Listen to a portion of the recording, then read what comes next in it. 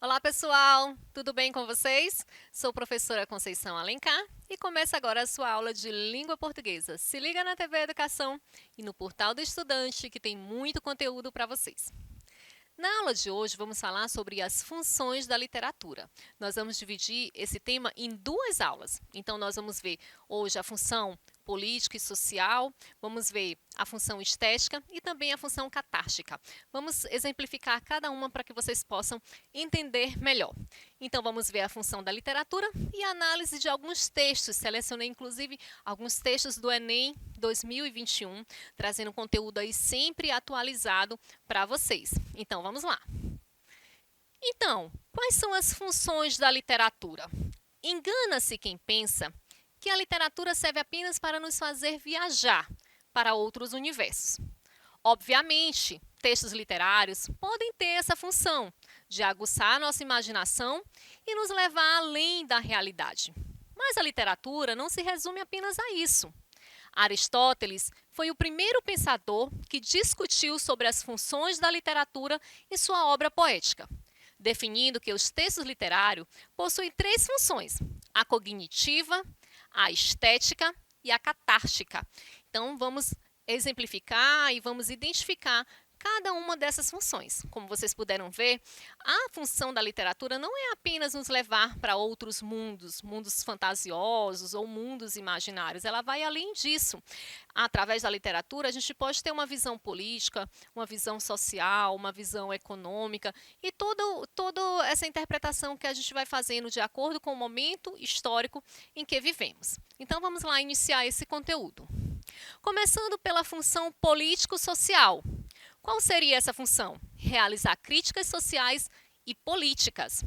A obra literária pode ter como função a apresentação de um retrato da realidade, de modo a descrever, criticar, ironizar ou satirizar problemas da nossa sociedade. Quando isso ocorre, dizemos que a literatura é engajada. As questões sociopolíticas retratadas podem ser diversas, como o racismo, a seca, a corrupção, a pobreza, o autoritarismo político, entre outros. Então, nós podemos trazer esse cunho político-social para diversas obras, seja na música, seja nos poemas, seja no cinema, que agora, inclusive, nós temos um filme que retrata bem isso, que é o filme Não Olhe para Cima. Ele traz muito essa questão do negacionismo, bem relacionado ao momento que nós estamos vivendo, a questão da ciência, de ser negado o que é comprovado através da ciência. Então, através da literatura, nos possibilita fazer toda essa reflexão e toda essa criticidade, levando em conta elementos políticos e também sociais. Diversas escolas literárias, ao longo da nossa história, tiveram esse objetivo, mais presente nas suas produções, como, por exemplo, o Navio Negreiro, de Castro Alves, da terceira geração do romantismo, o Cortiço, do Aloysio Azevedo, lá na geração do naturalismo, as Memórias Póstumas de Brás Cubas, da escola literária do realismo, Vidas Secas, Graciliano Ramos, segunda geração do modernismo. Então, essa questão da criticidade, ela sempre existiu, desde o início lá desde as primeiras escolas literárias, né? Como vocês viram aí no romantismo, no naturalismo, no realismo, no modernismo, no parnasianismo. Então, elas já fazem parte, porque a literatura ela está muito interligada ao contexto político, ao contexto social da época. As pessoas vão mudando, os pensamentos vão mudando, a sociedade vai mudando o seu jeito de pensar e o seu jeito também de produzir. Então, nós devemos acompanhar essa mudança, acompanhar todo esse pensamento. A função catártica seria o quê? Função catártica seria liberar emoções e sentimentos. Uma obra tem função catártica quando ela é capaz de provocar no leitor uma espécie de explosão de sentimento, fazendo aflorar no nosso interior sensações que podem ser de qualquer tipo: tristeza, alegria, raiva, realização. Nesse caso, o texto literário consegue de fato mexer profundamente com seu leitor, gerando choro, sorrisos, ansiedades, calafrios, etc. Os exemplos de texto que têm essa função, como predominantemente, vão depender da recepção de cada leitor, mas costuma se associar a poemas e textos mais poéticos essa função catártica. Então, a função catártica, um nome até um pouco diferente, seria mais o que está relacionado à expressão desses nossos sentimentos.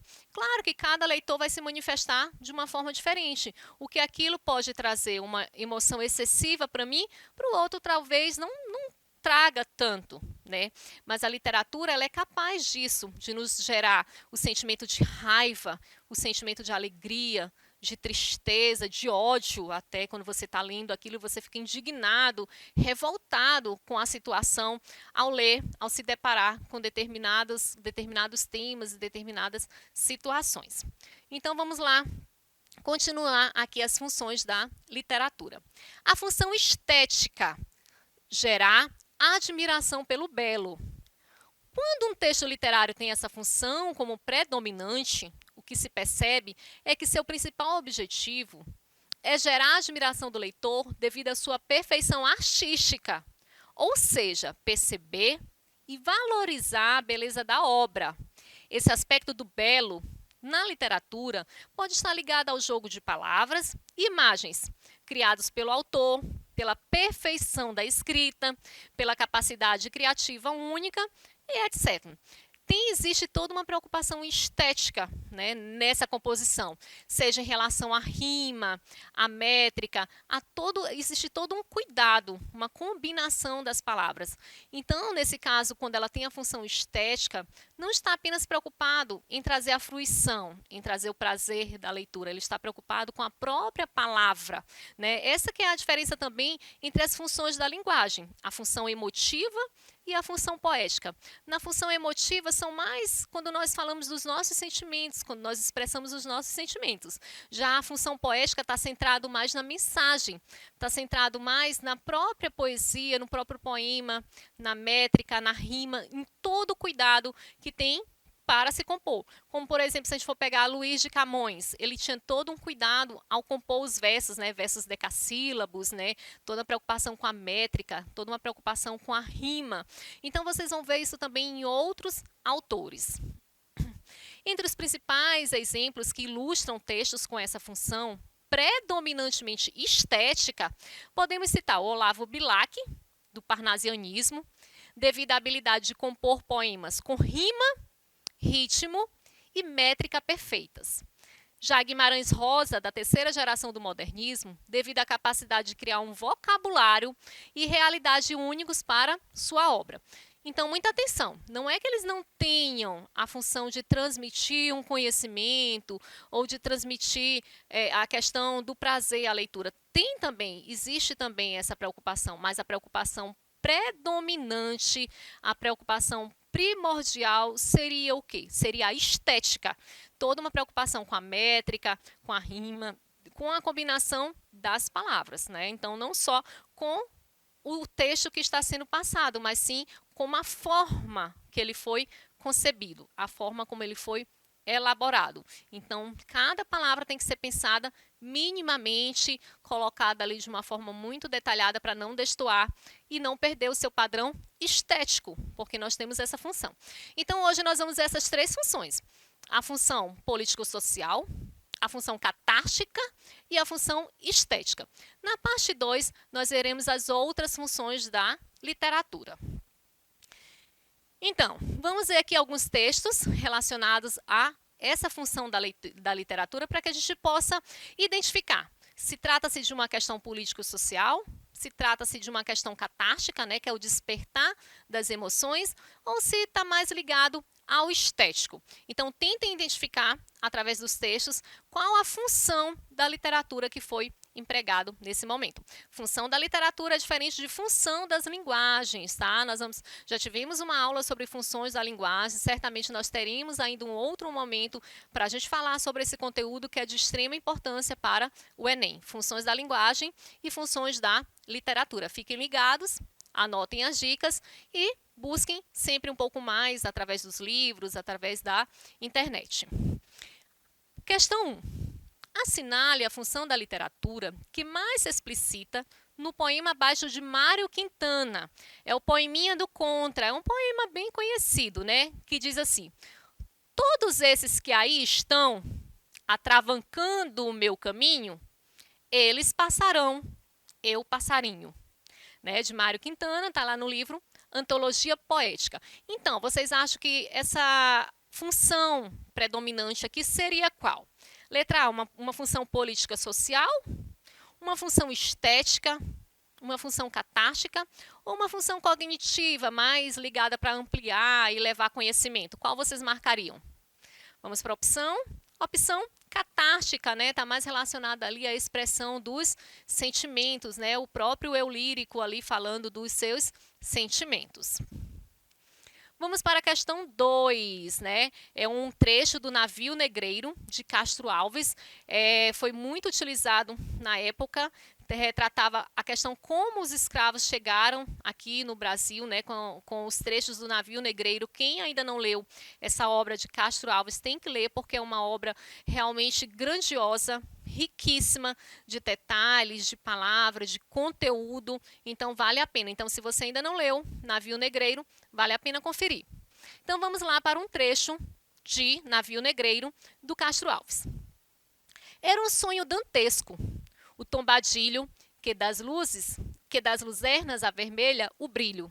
Em sangue a se banhar, tinir de ferros, estalar de açoite, legiões de homens negros como a noite, horrendos a dançar, negras mulheres, suspendendo as tetas, magras crianças, cujas bocas pretas rega o sangue das mães. Outras moças, mas nuas e espantadas, no turbilhão de espectros arrastadas, em ânsia e mágoa vãs. Então, são palavras bem fortes, né, bem carregadas aí do acontecimento da época, né, dessa questão da escravidão e de como os escravos foram trazidos para cá, para o Brasil. Então, vamos lá para a questão. Essa é uma parte do poema O Navio Negreiro, escrita em 1869 pelo poeta baiano Castro Alves. A lei Eusébio de Queiroz, que proibiu o tráfico negreiro para o Brasil, foi promulgada em 1850. Castro Alves, que apoiava a causa abolicionista, teria escrito esse poema 19 anos depois da referida lei, com o objetivo de, observem, 19 anos após a lei é que ele escreve o poema. Por que ele escreveu? Só um longo período depois ele resolve escrever. Na verdade, ele queria dramatizar em versos o sofrimento dos negros africanos no momento em que tiveram de sair da sua terra em direção ao Brasil, transportados nos porões dos navios negreiros para contribuir, assim, com a luta pelo fim da escravidão. Então, aqui fica claro para a gente qual é a função dessa literatura. É uma função político-social, é uma função que queria o quê? Denunciar a escravidão, denunciar os maus tratos, denunciar a maneira como aquelas pessoas eram tratadas, que já não seria mais admitido ser tratado daquela forma. Então, nesse caso do Navio Negreiro, a literatura tem uma função com cunho político-social. Agora, vamos ver o romance Vidas Secas, de Graciliano Ramos, né, que diz assim: o vaqueiro Fabiano encontra-se com o patrão para receber o salário, né? Então, uma parte da cena em que o vaqueiro, o Fabiano, encontra-se com o patrão para receber o salário. Fiquem atentos, turma. Essas literaturas que são marcos da nossa história, que são marcos das escolas literárias, elas estão sempre presentes no Enem. Tá? Então, eu sei que hoje vocês têm outros gostos variados também, mas vamos ficar atento aí ao que é clássico, ao que é típico da nossa literatura. Então, diz assim: não se conformou, devia haver engano. Com certeza, havia um erro no papel do branco. Não se descobriu o erro, e Fabiano perdeu os estribos. Passar a vida inteira assim no toco, entregando o que era dele de mão beijada. Estava direito aquilo? Trabalhar como negro e nunca arranjar a carta de alforria? O patrão zangou-se, repeliu a insolência, achou bom que o vaqueiro fosse procurar serviço noutra fazenda. Aí Fabiano baixou a pancada e amunhecou. Bem, não era preciso barulho, não. Vocês observam que tem algumas marcas bem regionais, né? Algumas características linguísticas que são bastante regionais. E é sobre isso que nós vamos falar agora. No fragmento transcrito, o padrão formal da linguagem convive com marcas de regionalismo e de coloquialismo no vocabulário.